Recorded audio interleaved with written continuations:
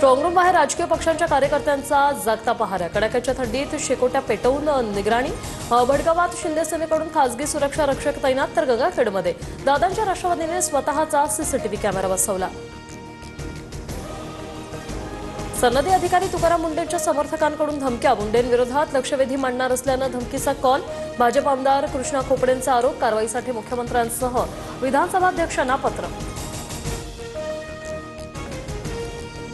तपोवनातील वृक्षतोडीच्या मुद्द्यावरून सयाजी शिंदे आणि राज ठाकरेंची भेट। तपोवनातील झाडं वाचवण्याबाबत चर्चा। सयाजी शिंदेंची प्रतिक्रिया।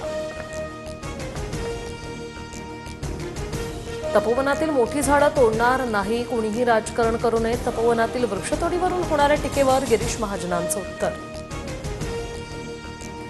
ज्येष्ठ सामाजिक कार्यकर्ते बाबा आढाव यांचं दीर्घ आजारानं निधन।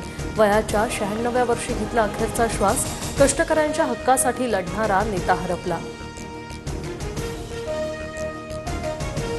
गोवा हॉटेलच्या अग्निकांडात सर्वात मोठा ट्विस्ट। आतषबाजीमुळे छताला आग लागल्याचा व्हिडिओ समोर। डान्सवेळी इलेक्ट्रिक आतषबाजीनं 25 जणांचे जीव घेतले। आरोपी गौरव लथुरा आणि सौरभ लथुरा थायलंडला पळून गेल्याची माहिती।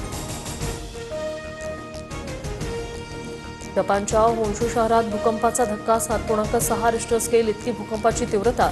सुनामीसह समुद्रकिनारी 10 मीटर उंचीच्या लाटा धडकण्याचा इशारा।